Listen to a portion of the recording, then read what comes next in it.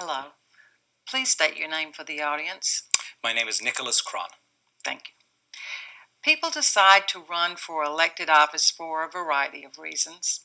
What is motivating you, and what experiences in your life, either professional or personal, make you feel qualified and prepared for the position?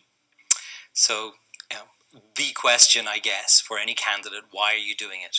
So the first reason is I have 3 children in the public school system, and as a result, definitely have a vested interest in seeing the Great Neck public school system grow, enhance, and improve over the coming years and decades, for that matter.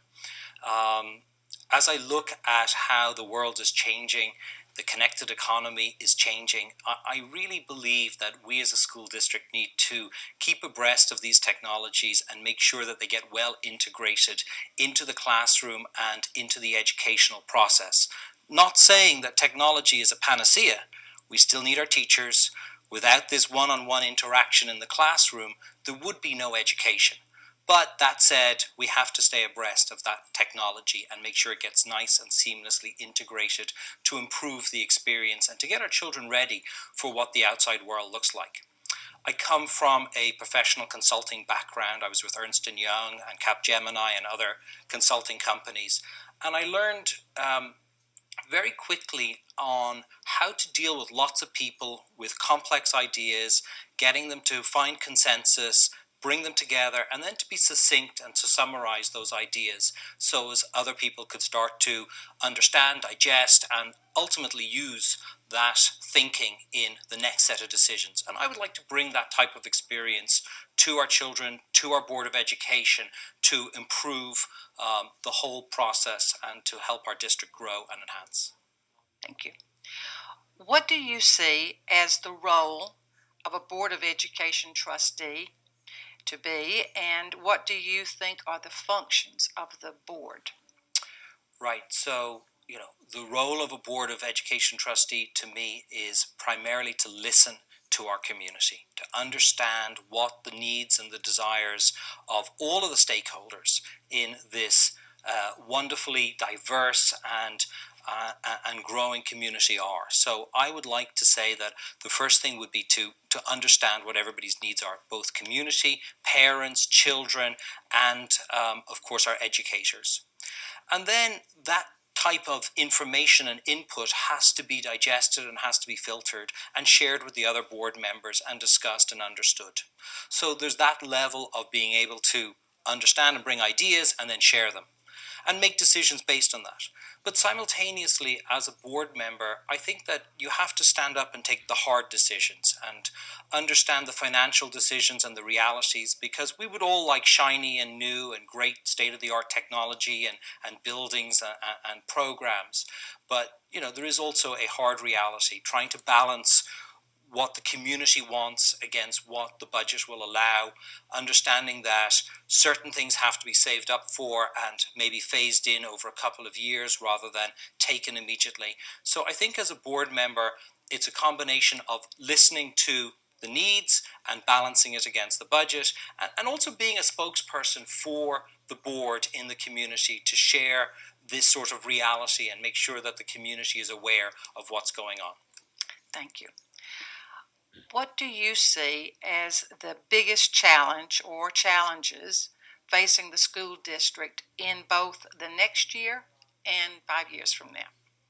So, first of all, I think our school district is phenomenal. And, we can see it in our ratings and we are proud of our school district. But in any system, there's always room for improvement. So for me, the key issues right now are managing our aging infrastructure and making sure that our buildings are going to be both in a great physical shape and are going to be the right type of buildings for the next year, 5 years, 10 years, really for the next generation of children coming into our school system. So primarily it's managing our infrastructure and making sure that it is stable and ready to accommodate the changing face of education. And simultaneously, it's making sure that our teachers and our programs stay abreast of the latest thinking, our Teachers College recommendations and other top-notch educational program recommendations, and making sure that that thinking gets filtered in. And always, it has been for many years, and I think it will continue to be for many years, the whole concept of bullying in its many forms and guises, most especially at a social media level, and helping our kids to understand how dangerous it is to be less than generous with their peers, and how much danger and trouble it can really cause. And I see it all the time. I have 3 high-spirited children, and our house is far from anyway racist or involved in any type of bullying, and yet I see it all the time. I see it with their friends, and it's something that parents have to manage and have to control and watch all the time. And I think it's so important for our school systems to be on top of it and to deal strongly and fairly, but without blowing things out of proportion either. But it's to manage that whole process. So those are, I think, our key challenges over the next 4 to 5 years. Thank you. The Board of Education publicized and formed 2 new committees this year, the Citizens Advisory Committee and the Financial Advisory Committee, with membership determined by lottery. Did you apply to serve on either of those committees, and if not, why not? So I did not apply to serve in either of those committees. My wife has primarily been the one who's been involved in all of the various committees, every PTA, every fundraising, every social committee in all of the schools that our children have attended. And they're primarily on the north side, but that's just a function of where we live.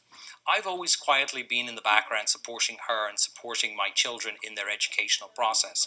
But I think it's now the time for me to step up and to take a role in helping to shape the education in our district.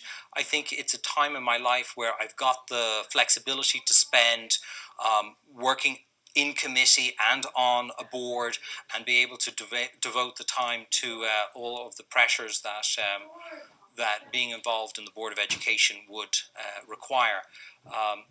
Earlier in my career, perhaps I didn't have so much time, but it's at a point now where I think I'm ready, and this is the role that I would like to play, and the contribution I would like to make back to our community to represent all the different aspects of the wonderfully diverse Great Neck community. Thank you for being with us today. Thank you for having me.